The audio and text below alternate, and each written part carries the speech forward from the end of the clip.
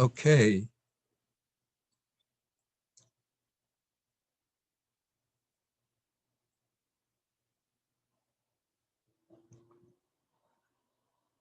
Okay, so we begin with the homage to the Buddha. So if you have a Buddha image in front of you, you can do three bows to it.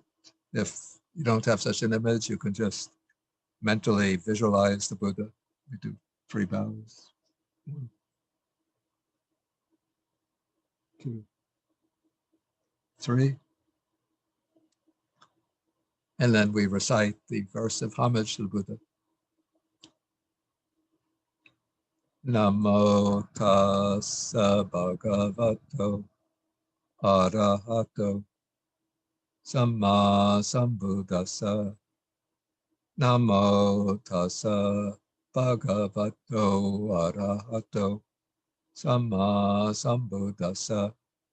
Namo tassa bhagavato arahato samma sambuddhassa. Okay, so we'll be continuing now our study of the Anguttara Nikaya, the numerical discourses of the Buddha, and we are in the Book of Fours. And we come now to Sutta number 100. And this takes the form of a conversation between a wanderer by the name of Otalia and the Buddha. And you'll see that the theme of the discourse or the conversation is an aspect of, we might call this, right speech. So for some reason, the Buddha, we don't know the background, but the Buddha brings up this topic of, again, 4 kinds of persons existing in the world. Okay, and so here we have the first one is somebody who speaks dispraise of one who deserves dispraise, and the dispraise is accurate, truthful, and timely. But he does not speak praise of one who deserves praise, though the praise would be accurate, truthful, and timely.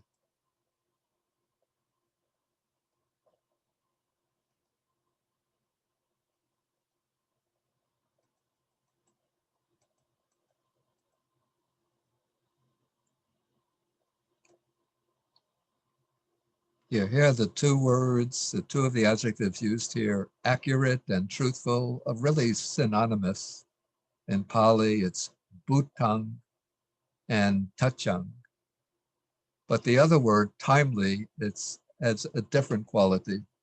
So basically, we could just reduce these 3 terms to 2 and say that dispraise or praise would be truthful and timely. And so the first alternative, again, we could represent this somewhat like in a logical form.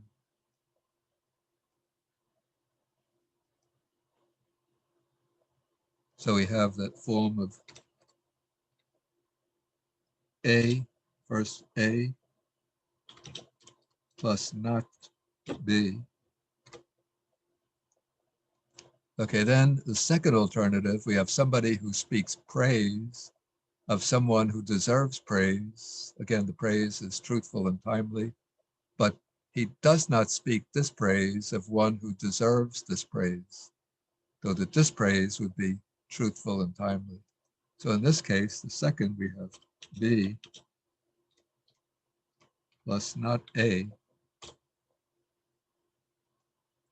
The third alternative, we have still a third person who does not speak dispraise of one who deserves dispraise, and does not speak praise of one who deserves praise. So in both cases, the dispraise or praise would be truthful and timely.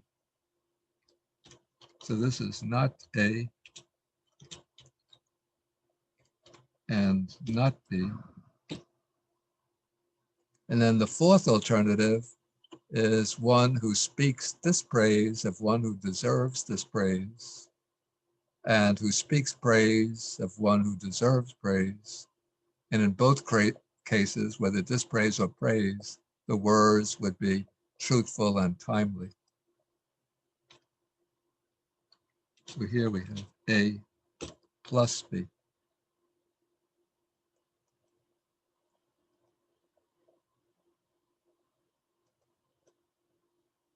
And then the Buddha asked the question, which among these four types of persons seems to you the most excellent and sublime? Which do you think is the best? In the actual Pali text of the sutta, Otalia repeats in full all the four alternatives, but in the translation, to make it convenient, I just condensed it. And then Potalia's answer is that the one of these four, the one that seems to him to be the best, is the one who does not speak dispraise and does not speak praise. That's his opinion. And then for what reason? He gives the reason why he comes to that conclusion. Because in his view, the ideal attitude, the ideal approach is upekkha, equanimity. So the word here that's used in the Pali is upekkha, which we translate equanimity.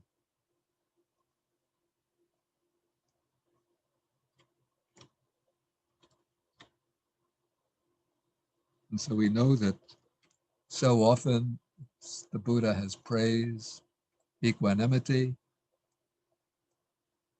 So equanimity is the fourth of the four Brahmaviharas, or immeasurable minds. And in the seven factors of enlightenment, the seventh enlightenment factor is equanimity. And so Potalia probably thinks that because the Buddha has spoken so highly of equanimity, that the ideal attitude towards these four types of persons, of these four types of persons, the one who is best is one who maintains an attitude or an approach of complete, disinterestedness, complete detachment, who doesn't make judgments. The person who takes this kind of detached stance of equanimity could have various reasons, maybe some reasons for preferring equanimity. Probably the chief reason would be that if you engage in criticism, so dispraise is really the same as criticism, criticizing some, praising others, it shows that you have some kind of bias or prejudice in your mind, that you're involved in. There's a term for this in Buddhist texts, anurodha.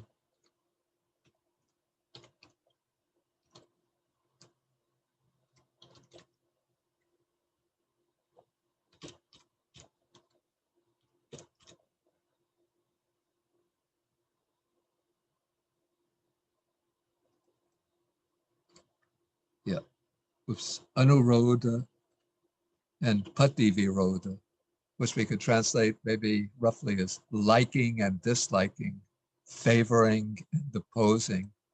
That one is choosing sides, taking preferences. And so the ideal attitude is you don't want to get involved in liking and disliking, favoring and opposing, because you think that betrays some kind of attachment, or that is giving way to attachment and aversion, and you're disturbing your peace of mind, your inner quietude. And so you want to maintain this equanimity, and so you don't form judgments. In fact, this is a key phrase, one of the phrases that's used in what I would call Western Buddhist rhetoric, or the rhetoric of modern Buddhism, is to be What is the expression used?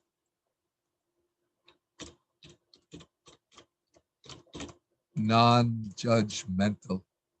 We don't want to form judgments, because if you form judgments, it's said you put yourself in the position of superiority and you're kind of looking down at others. You think, I'm superior to them, so I can choose and judge who is better, who is worse.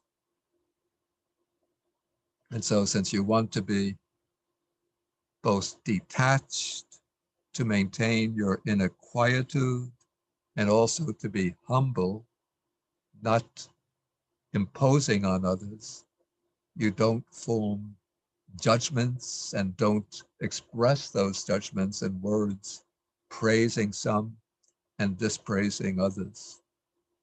So that should be the ideal attitude of the Buddha. Don't you think the Buddha will come out and say, sadhu, sadhu, Otalia, excellent, excellent. You've given the correct answer. Shouldn't that be what the Buddha says?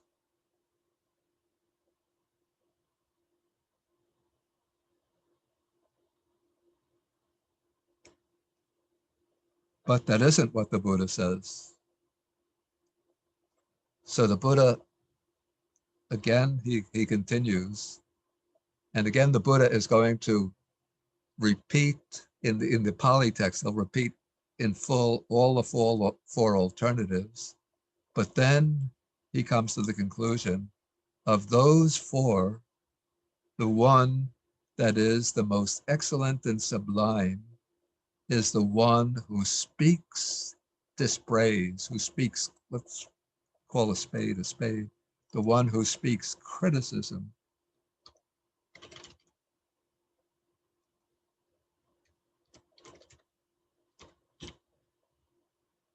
of the one who deserves criticism, the one who criticizes one who deserves criticism, and the one who speaks praise of one who deserves praise. And of course, in both cases, the dispraise and the praise, they have to be truthful and timely. Okay, so what is the reason why the Buddha prefers this kind of person? He says, because what excels is knowledge of the proper time to speak in any particular case. Yeah, in the Pali, the expression is a little bit obscure. Let's see what the Pali says.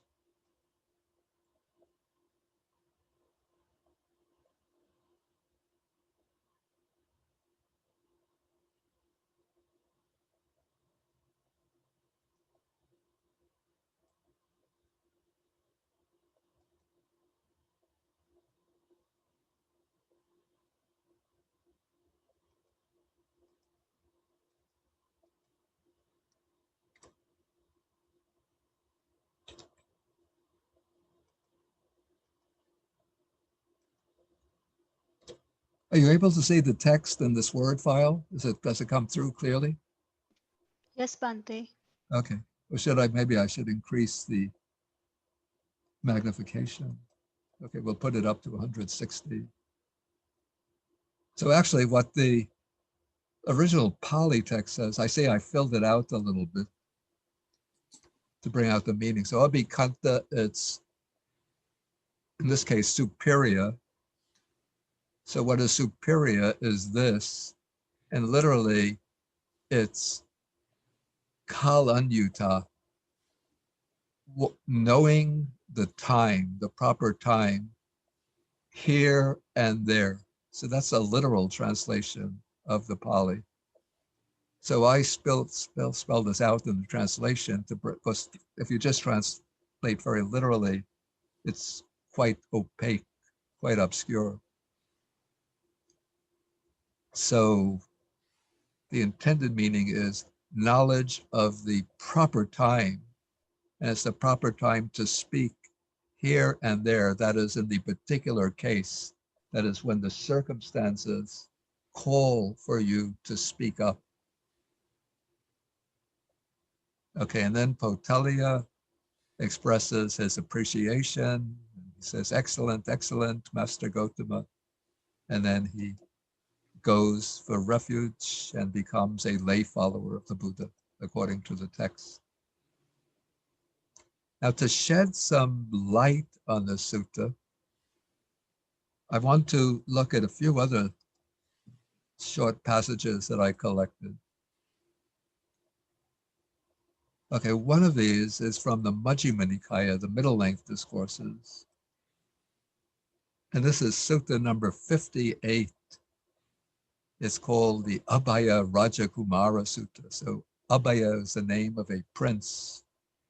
And the prince asked the Buddha what kind of words he utters, what kind of speech he uses. And the Buddha says that when it's necessary, I'll criticize somebody. And Abhaya was a bit shocked by this. He thought that the Buddha had such great compassion and such kindness that he would only speak beautiful and agreeable and pleasant words to others. So he wondered, how come the Buddha can speak roughly to some people in ways that are harsh and disagreeable? And then the Buddha used a simile to get his point across.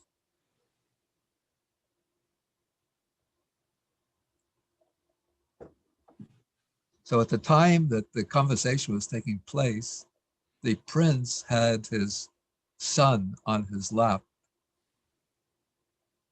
And then the Buddha said to the prince, he said, suppose, prince, that while you or the nurse were not attending to the boy, this child would put a stick or a pebble in his mouth.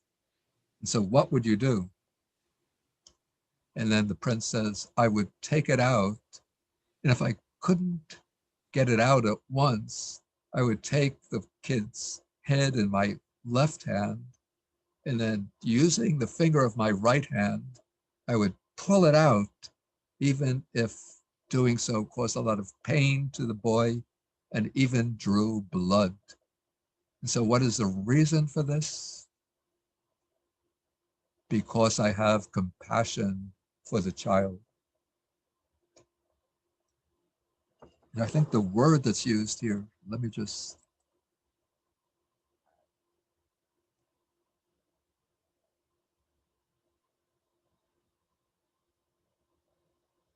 yeah, I don't have the text open. I think the word that's used here is not karuna, but if I remember correctly, it's anukampa.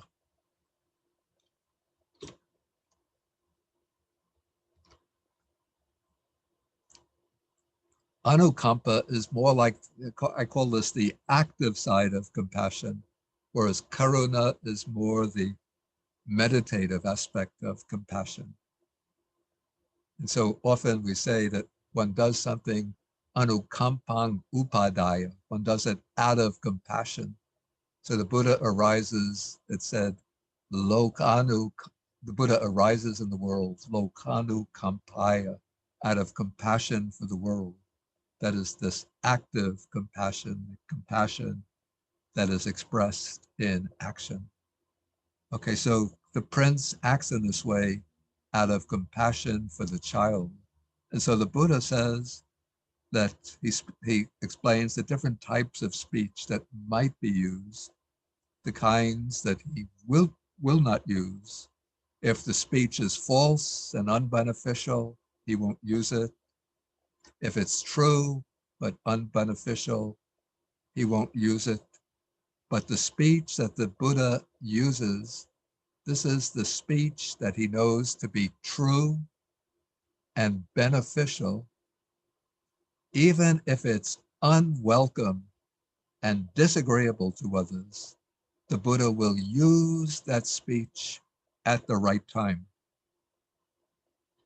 And then again, the speech that he knows to be true, correct, and beneficial, and which is welcome and agreeable to others, again, the Buddha will use that speech at the right time. And the reason is because the Buddha, the Tathagata, has compassion for living beings. And so whatever the Buddha speaks will be true and correct and accurate. Whatever he speaks will be beneficial. All of his words are motivated by the wish to promote the well-being and the happiness of others. But some will be disagreeable or unwelcome, and some words will be welcome and agreeable. Some examples of the unwelcome, disagreeable speech. We find this sometimes there'll be some monks misbehaving, acting contrary to the correct standards of behavior for the monk. And then the Buddha will call that monk to his presence. And then when the Buddha begins to reproach or to reprimand that monk, he doesn't begin at once with words of reproach. We see this again and again in the Vinaya. But when the complaint comes to the Buddha and the Buddha calls the monk before him, what the Buddha will do is to say to the monk, Venerable, so he'll say so-and-so, we'll make up a name, Upananda. It is said that you have been engaging in such and such. Is it true?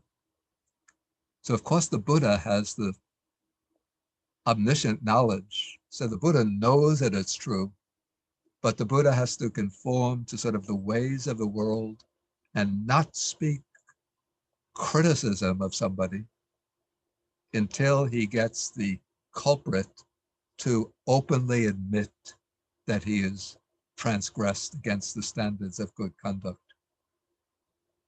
And so when the Buddha calls the culprit up and questions him in this way, the transgressing monk is not going to lie in the presence of the Buddha. And so he'll say rather shamefully, yes, Bhante, that is the case. And then when the Buddha gets the monk to confess his transgression, then the Buddha will say,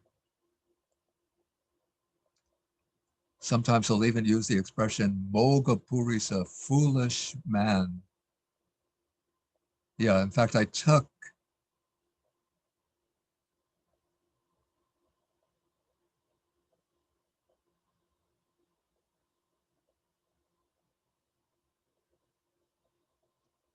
an example here.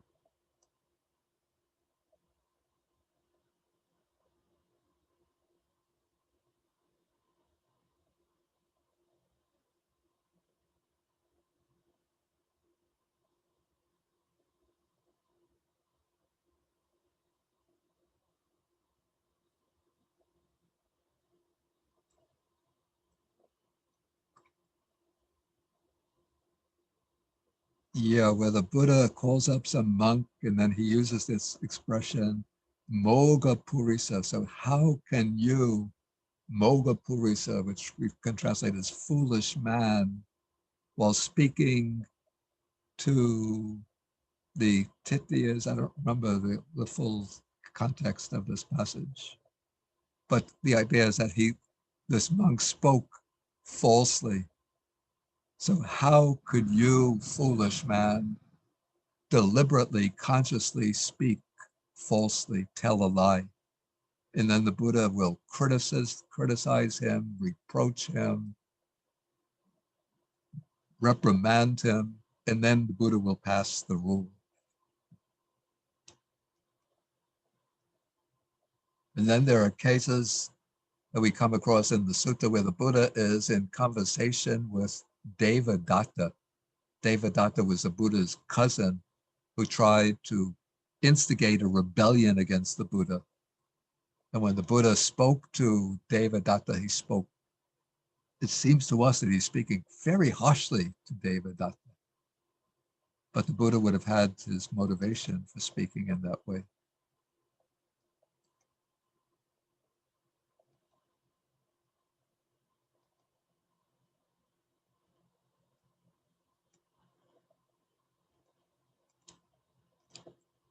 Anyway, I don't want to go looking for those passages now. But then there's another passage that comes in the Anguttara Nikaya. This is the Book of Fives, Sutta number 167. Here, the Buddha, it's actually Venerable Sariputta who is speaking, but the same passage occurs spoken by the Buddha in Anguttara Nikaya, Book of Tens. So here Sariputta says, when a monk wants to reprove, to reproach another monk, he should first establish 5 things in himself. So first, he should consider, I will speak at a proper time, not at an improper time. So that is what's indicated in the sutta that we were studying today, that you speak, whether dispraise or praise, you have to speak at the right time. So if you're going to criticize somebody, if that person is, say, sitting down at the table with his friends, you see them laughing and carrying on a conversation, you don't pull up a seat and then you start criticizing that person in front of his friends, because that's going to embarrass him and humiliate him. Or if the person, say, is engaged in some kind of work, maybe he's carrying a heavy load on his back, he has to walk 100 yards carrying a heavy load, then you don't come up to him and then start criticizing him. Because then he's being weighed down by that heavy load. You want to let him finish his work first. And I'm sad to say, but this is a situation we might face today. If we find somebody doing something wrong, carrying on in an improper way, and you see that that person has a gun on his, tied around his belt, or he's carrying an AR-15 rifle on his back, don't go up and reproach him for something wrong that he's doing. Because if he gets angry, he could pull his gun out and start shooting you. And it might seem that I'm saying this humorously, but it's quite serious today. So you have to know the person and know the right time to speak to that person. So you get the person when he's alone and when he's not engaged in work and when you're not interfering with some other activity he might be engaged in. If the person is sitting in meditation, you don't tap him on the shoulder and disturb his meditation and speak to him, but you wait till the person finishes the session.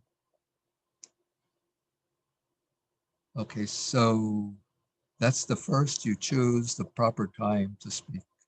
In this case, it's criticism, but also in relation to praise. You would praise the person at the proper time. Okay, continuing, in the case of criticism, you will speak truthfully, not falsely.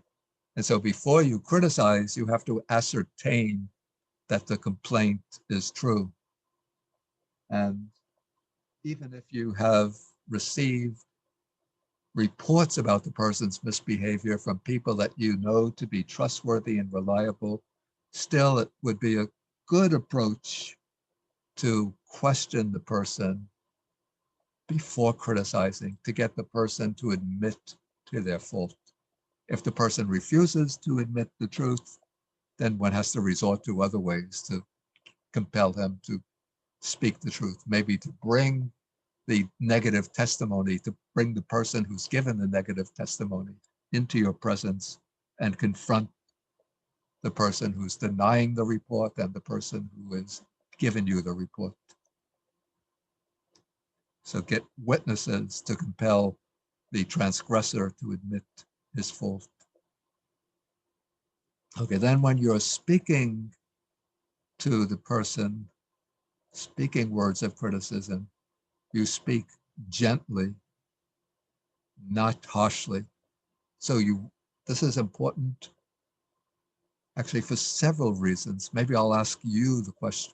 Let me get the reason from you. Let's see if you have any ideas. Why would you speak to that person gently and not harshly? Any thoughts about this? Should we just mute ourselves, Bante? Excuse me?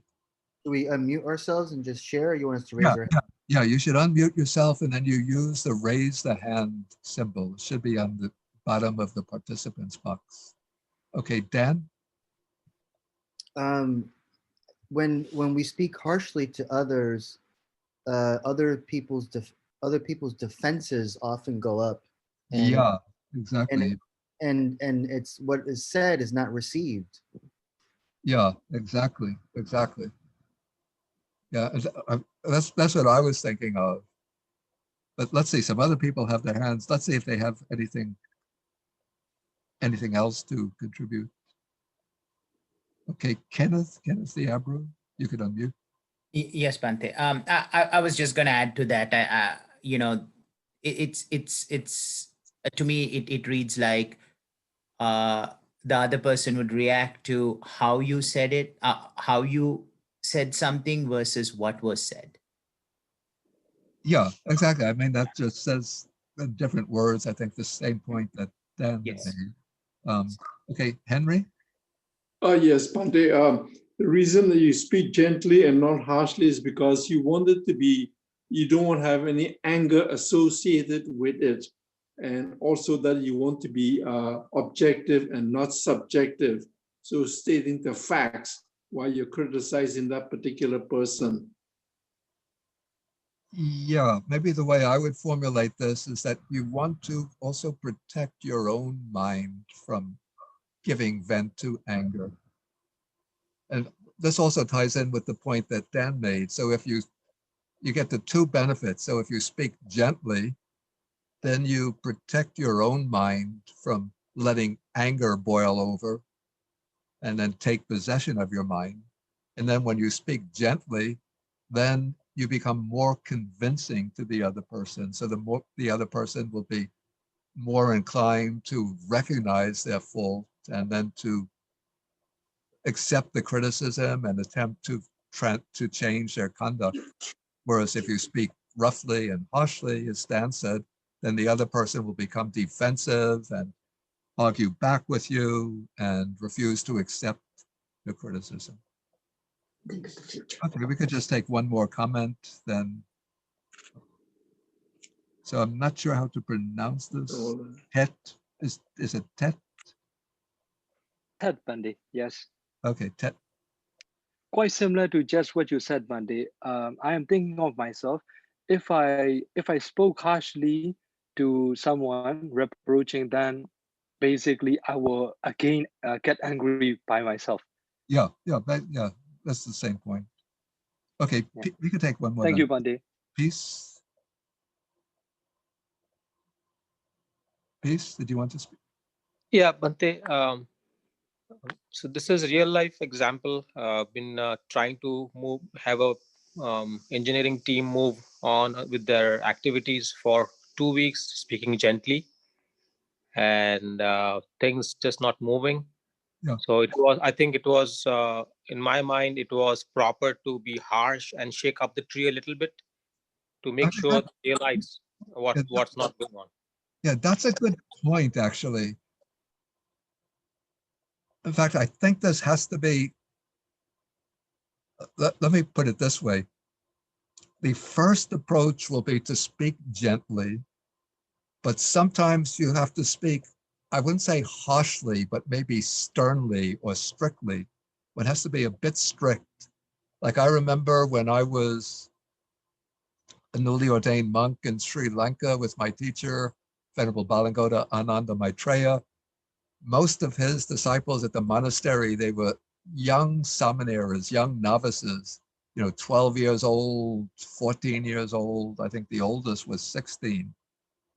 So when they would be misbehaving, Bhante Ananda Maitreya would not speak gently to them.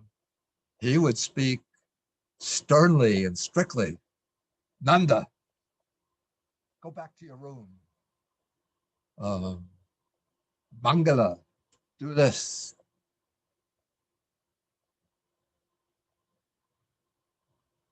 So he would speak strictly and sternly to them. And then they would go off a little bit afraid, and then I would be sitting together with him. Then he would come back to me, and then he would chuckle at the way those stern words got the novices moving. So sometimes you have to be a bit forceful and stern in your speech. If the gentle speech will not always work, but in your mind, you don't have the harsh or angry attitude. In fact, No, I love my team. There's no question about it. Yeah. Thank you, Bhante. Okay, so then we come to point number 4. So that is speaking, here it said in a beneficial way, not in a harmful way.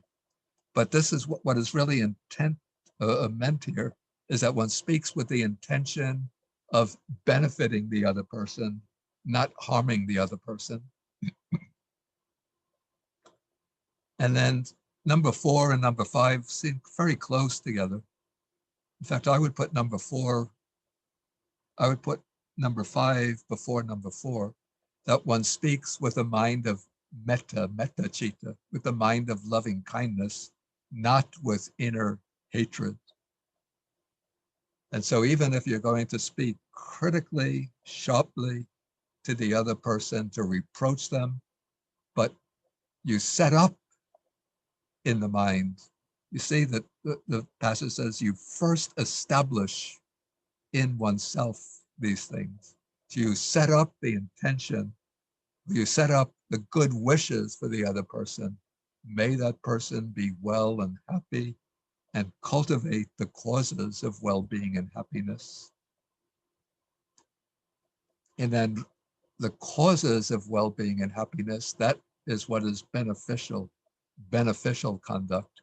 And so you speak in a way intended to steer the other person away from their misbehavior or their objectionable behavior, and you steer them towards wholesome behavior, and that wholesome behavior will eventually, in one way or another, it will promote the benefit of that person.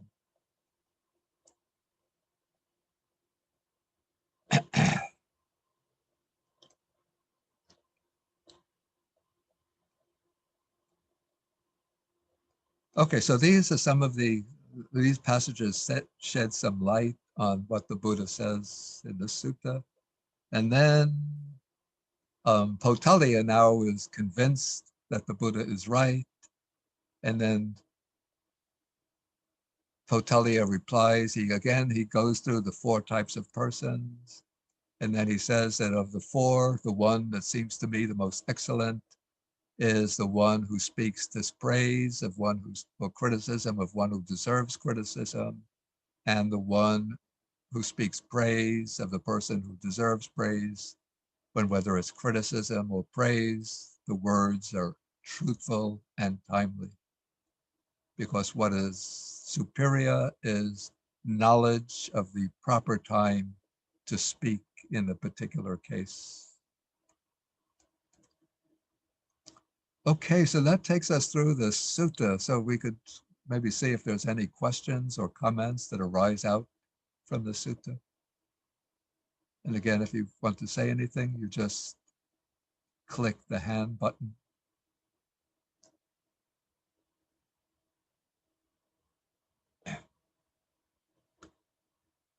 Okay, let's just see one hand. That's Kenneth. Yes, Bhante. I was wondering whether there was anywhere in the text where a certain monk has done something wrong, and is brought in front of the Buddha. And when Buddha asked, "Did you do such and such thing?" and that monk lied to the Buddha, like whether there was ever a situation like that and what happened. I was just curious.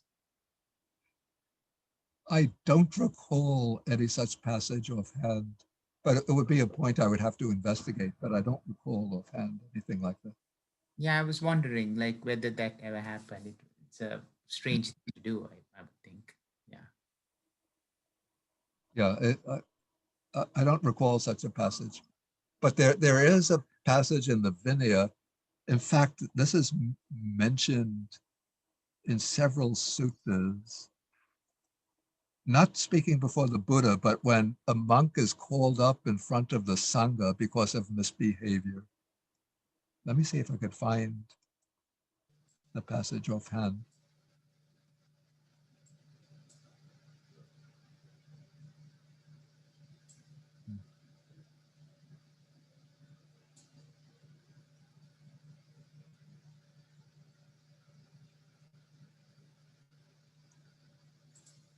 Yeah, it mentions various ways in which a monk might refuse to admit their fault when they're called up for questioning, not in front of the Buddha, but in front of the Sangha. Let me see if I could find that passage, at least one passage like that.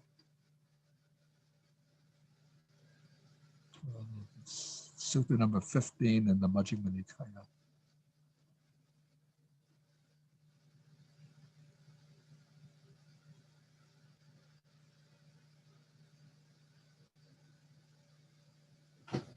Yeah, so do you see the text? Yes, Bante, we can Okay. see your text. Yeah, this is from the Majjhima Nikaya. Okay, so here, this is the Venerable Moggallana speaking. So he's saying, what are the qualities that make a monk difficult to admonish or difficult to correct? So as we go down, we come to the monk is reproved as he's criticized, but he resists the reprover. That is, he refuses to answer, or the monk is reproved. And instead, he sort of turns the table on the monk criticizing him and saying, you are worthless, you are good for nothing. What right do you have to criticize me? Again, the monk is reproved, and then he counter-reproves. He criticizes the one who's criticizing him. Or else, in the 10th case, he prevaricates, he turns the talk aside, and he shows anger, or he fails to account for his conduct, and so forth. So there are various ways in which when one is criticized in front by the Sangha as a group, one refuses to accept the criticism, but tries to evade it. Okay, we go to Olivia. Good morning, Bante. I know you just covered what Sariputta talked about the right way to reproach others. Yeah. And there were 5 ways. And when you came to point 4, you mentioned that you would place 5 before 4. And I didn't hear you mention what the 4th one was. So I wondered if I missed it or No, the 4th if one, you did yeah, cover it. you could say it. The 4th one is speaking in a beneficial way, not a harmful way. Okay. So it Okay. seems to me that first you set up the mind of loving kindness. That is the wish. The loving kindness is the wish to benefit others. So first you have that wish in your mind, and then that wish or that thought of benefiting others, of promoting the good of others, is what motivates one to speak in the beneficial way. So that's why I would make this one number 4 and this one number 5. Okay, I kind of missed that and I didn't have it in my notes. Okay. And I just wanted to ask also, Bante, if when we talk about speaking to another person, being gentle, definitely, but there are times when it's necessary to be a little stronger in our speech. Yeah. Is this kind of analogous to the 5 ways of combating distracting thoughts, where the Buddha in the last example talks about how we should clench our teeth and mind with mind. It's like a wrestler putting down the other person. Would that be, I find that that's necessary ever so often, but there are times when in the circle of discussion, people find that really, really strong. Now, would you say it's the same as saying something that is rather strong, but when it's necessary and when it's timely? Yeah, I would say so. Of course, it's not the same as that 5th method of dealing with distracting thoughts. but you could say it's analogous in that sometimes in the case of dealing with distracting thoughts, all of the four gentler methods don't work. Then you have to use the forceful method of suppressing the disturbing thoughts.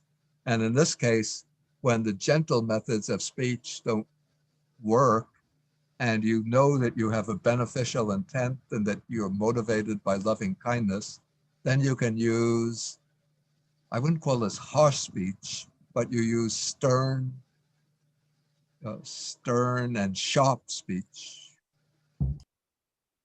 So that's sort of the last alternative, but Thank you, Bhante.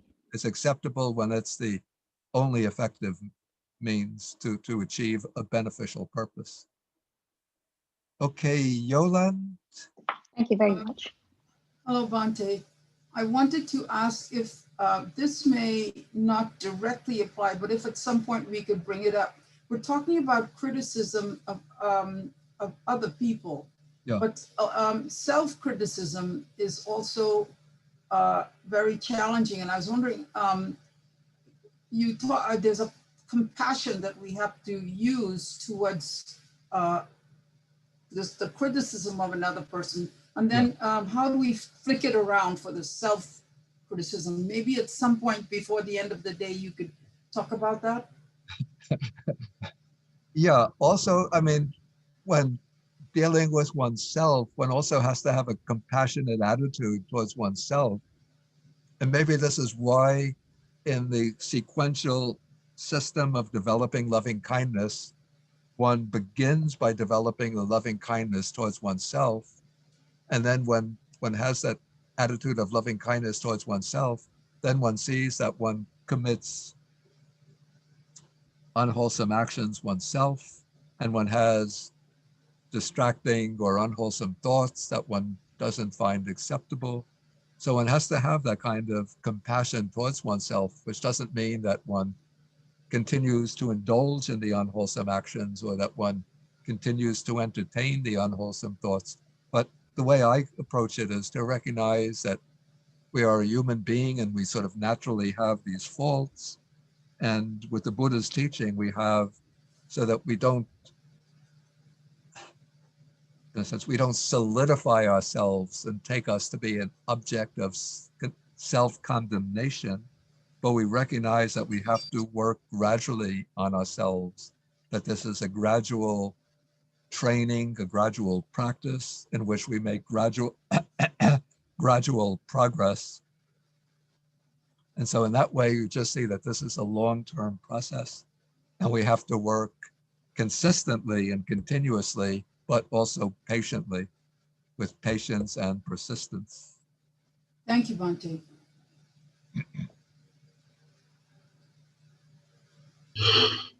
Okay, HD. Yeah, hello. But I seem to remember a sutta where there are two factions of monks that fight over something rather trivial, and the Buddha tries to educate them and to no avail, and he eventually seems to give up on them. Yeah. Is there ever a time when falling silent is in the face of obvious wrongdoing is the proper way of acting? Yeah, there is such a sutta, in fact, which deals with that in great detail. Let me see if I could find it just quickly. It's in the Majjhima Nikaya. It's sutta number 103, I think. I think it's about using the toilet or something that they're fighting. That was the fight, but I'm looking for another sutta. Not that one. That's the quarrel, the famous quarrel at Kusambi. But I'm looking for a sutta that deals with the use of silence when criticism. Oh, okay.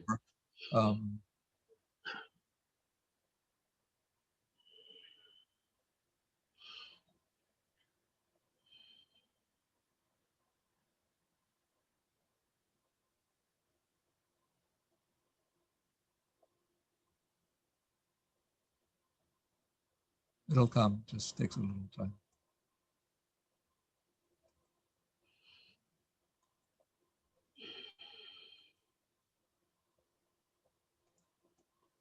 Yeah, this is interesting sutta.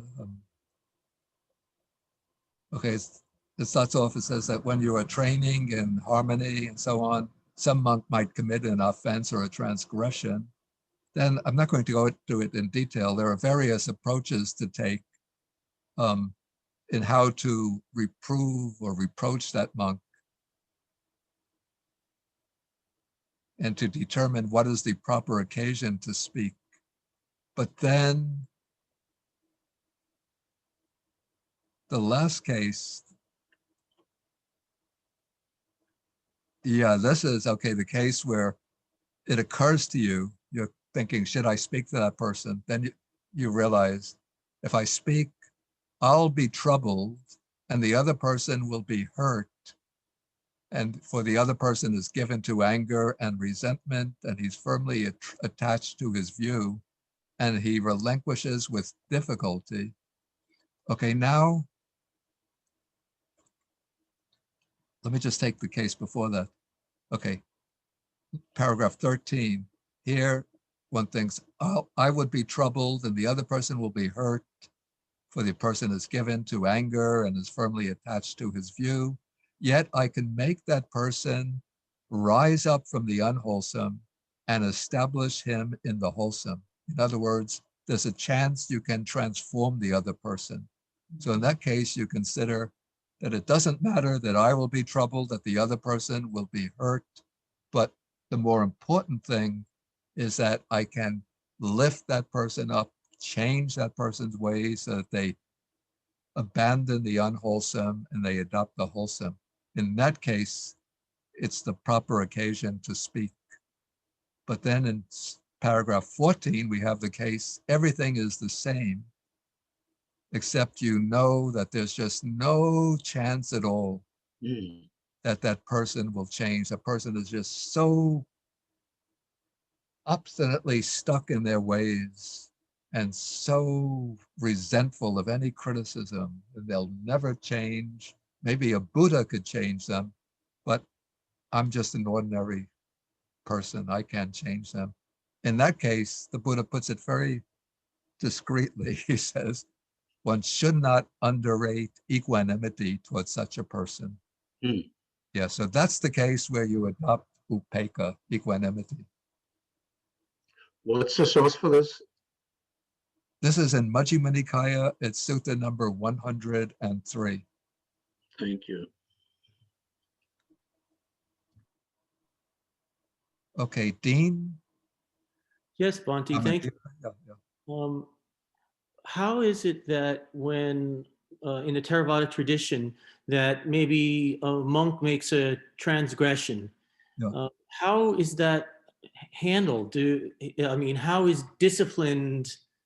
How's that? I mean, how is that person judged, or is there a quorum, or is there a standard set of behavior that they're encouraged to do? How do the ordained monks work with those that are not so experienced?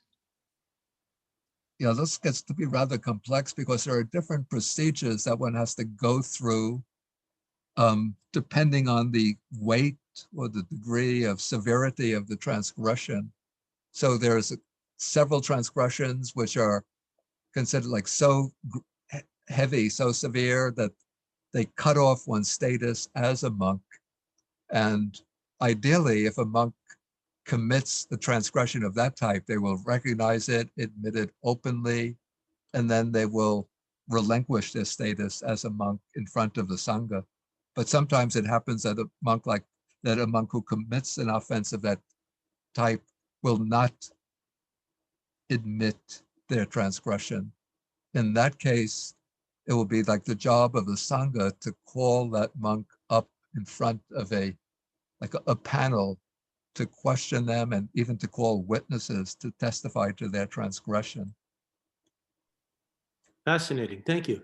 Yeah, but then there are like other lighter grades of transgressions where the monk will have to go through a certain disciplinary procedure that involves the whole Sangha.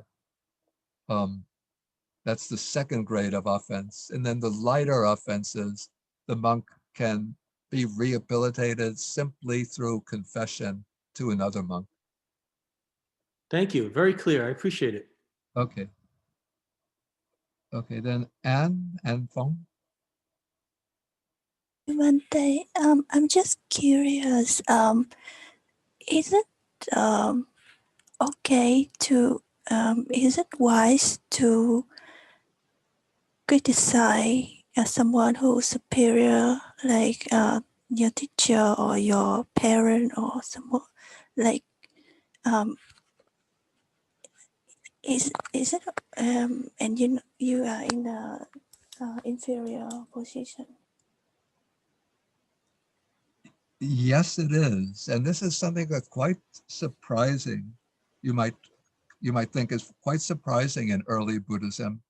Of course, as Buddhism develops, the kind of attitude comes to prevail that the teacher is impeccable and that you can't criticize the teacher at all. This is particularly the case, I have to say, in Vajrayana Buddhism, where you're supposed to regard the teacher as a manifestation of the Buddha. And if you see the teacher, the guru, the lama doing anything wrong, committing any transgression, you're supposed to think it's not no fault on the part of the teacher, but the fault is with me. This is my distorted perception. My defilements are sort of being projected outwardly upon the teacher. That's the attitude that comes in later Buddhism. But in early Buddhism, we find in the Vinaya, this is the monastic discipline, there's a passage that discusses the relationship of students and teachers. It's easy. Let me just turn back and get the English translation. I have to move the screen.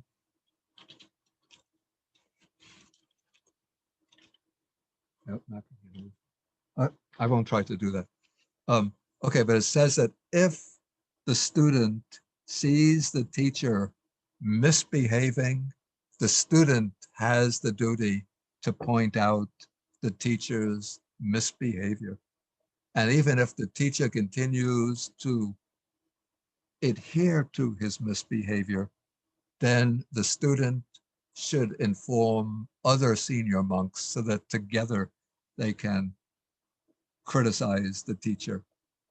And if the teacher has adopted or is teaching a mistaken or wrong view, a mistaken interpretation of the Dhamma, then it's the duty of the student to correct the teacher's wrong view. Yeah, so that's the way it works in monastic life. Thank you, Bhante. That's very helpful.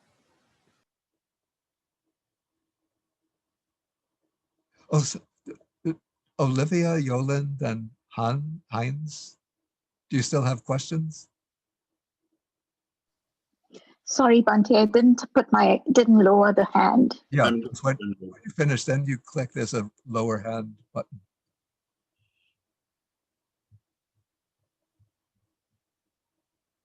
Yolande had another question then?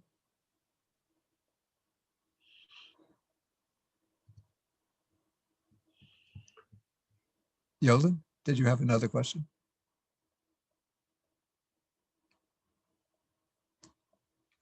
Okay, it seems that there are no other questions. No, but I'm not going to start. You sure that there's no other questions? Because there's not enough time to begin the next section. So if there's some comment or question, please feel welcome so we can fill up the hour. So Tet, you can unmute. Thank you, Bhante.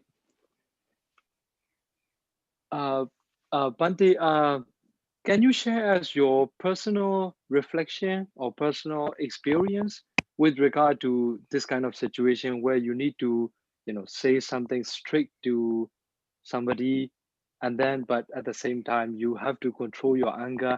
I have heard about this, like the ninth patriarch of one of the sects in Burma, Sangin Sayadaw.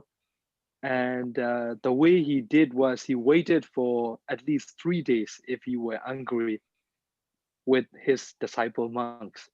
Yeah. So yeah, if you can share your personal experience as well. I think my personal experience is more on the other side, the other side of the relationship. This was actually with my first Buddhist teacher. My first Buddhist teacher was a Vietnamese monk when I was in graduate school, and we were living together. And I would often get angry with him, especially when it came to points of interpreting Buddhism.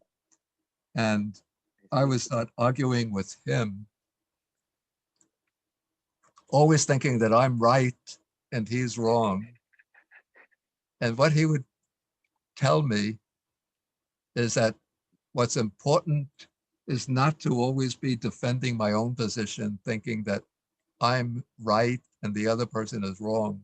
So what he taught me to do as part of my training every day, sort of at the end of my period of meditation practice, that I should use a reflection. I might be right or I might be wrong.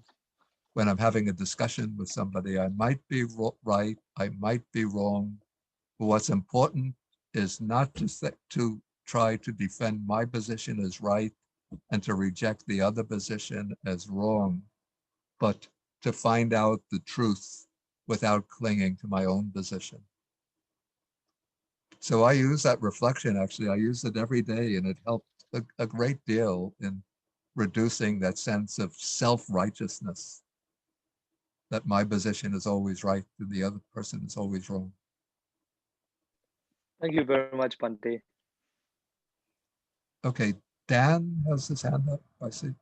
Yeah, Bhante, just on just what you just said, it seems to me that we're living in a time period when there's such strong attachment to views. That is true. On the political spectrum, and it's causing a lot of suffering. And just wondering if you have any other techniques. I'm going to try that for myself. The reflection of I might be right, I might be wrong. But are there any other ways to loosen our attachment to our views?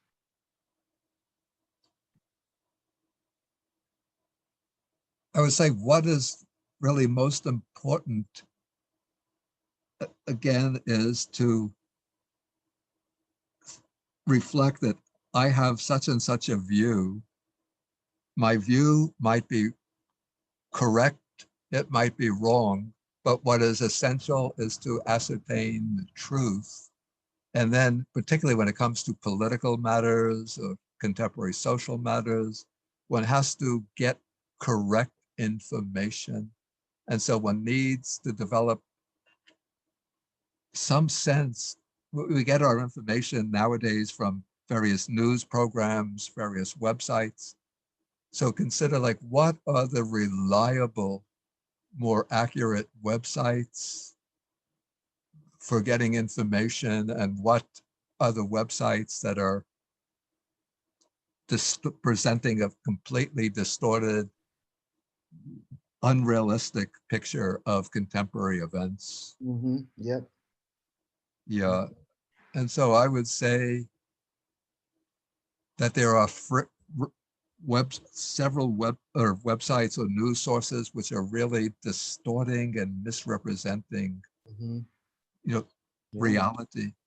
And that is responsible for inflaming sentiments of hatred, anxiety, antagonism, violence in the American population.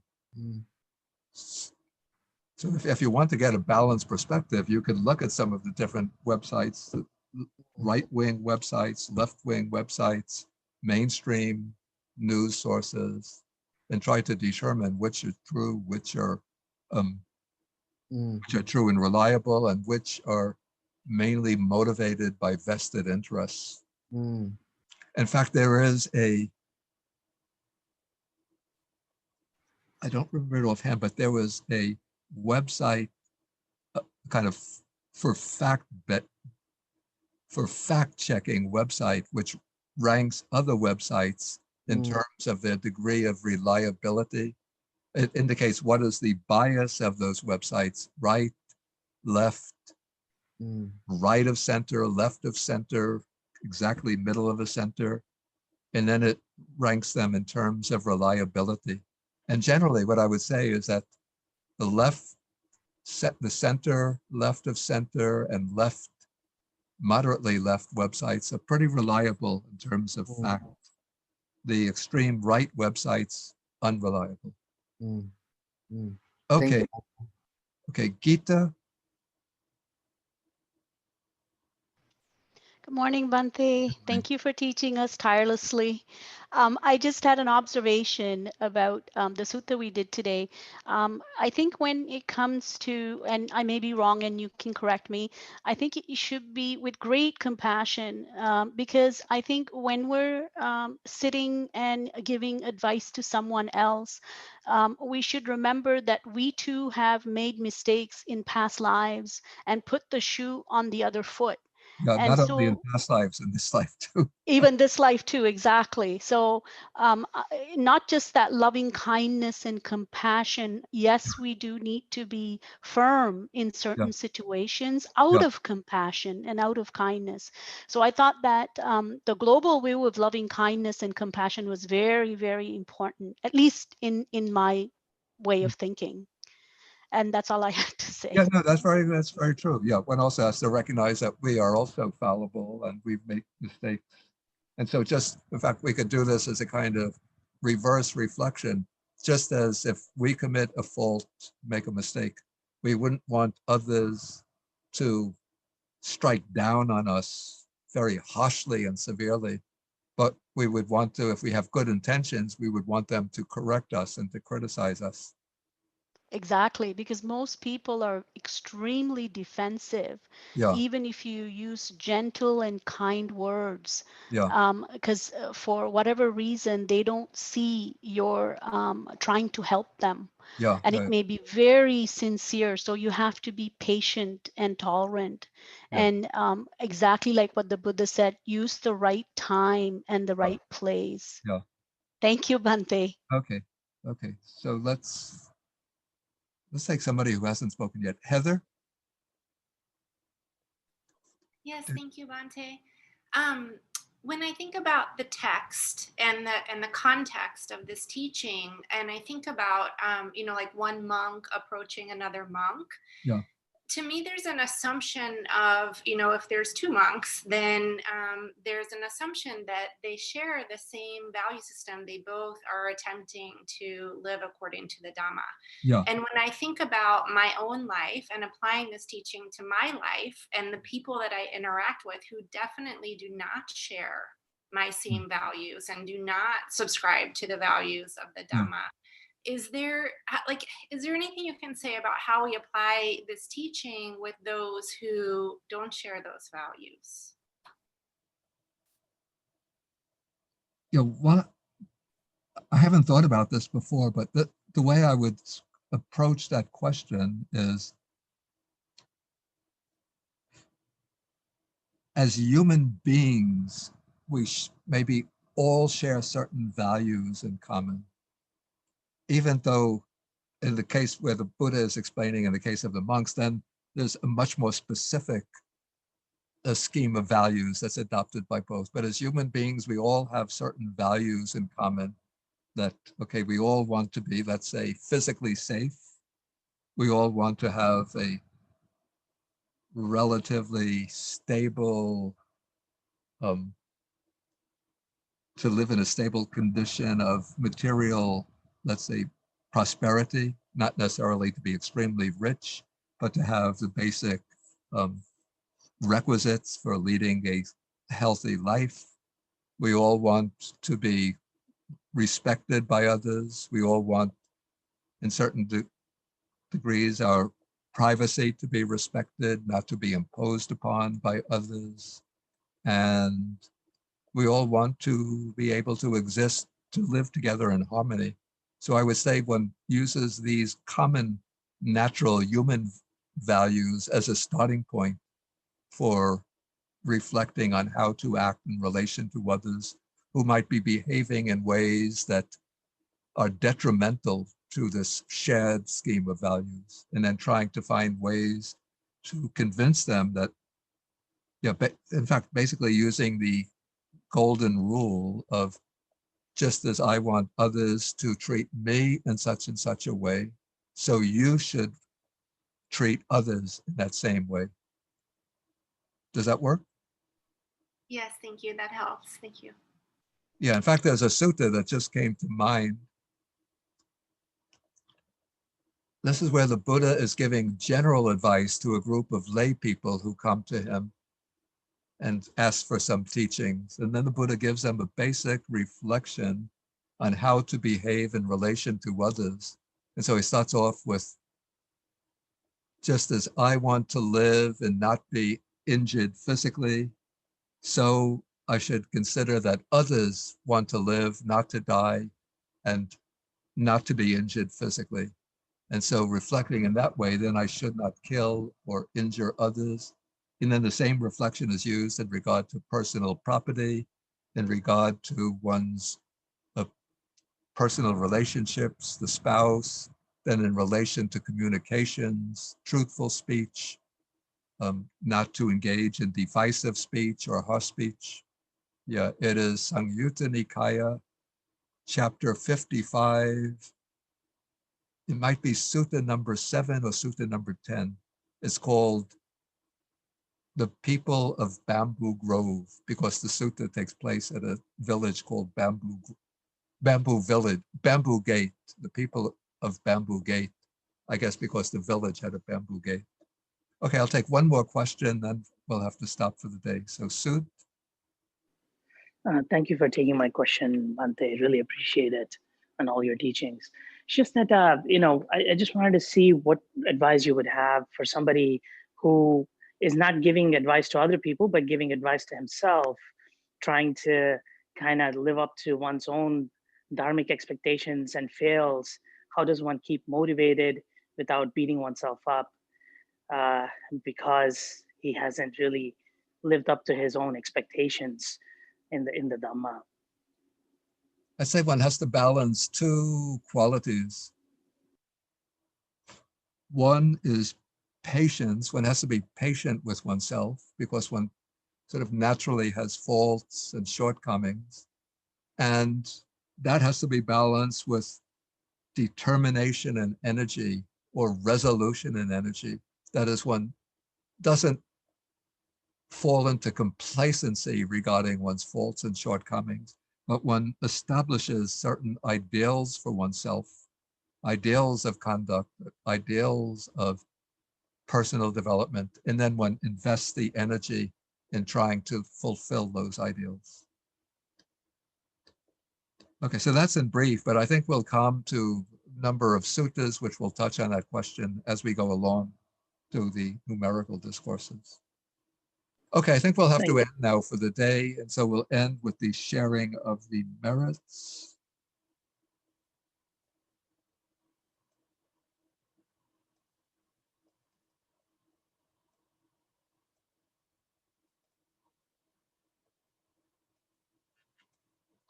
And so we can share the merits from our meditation, teaching of Dharma, discussion of Dharma. We share the merits with the protective devas, the nagas, the bhutas, and all beings.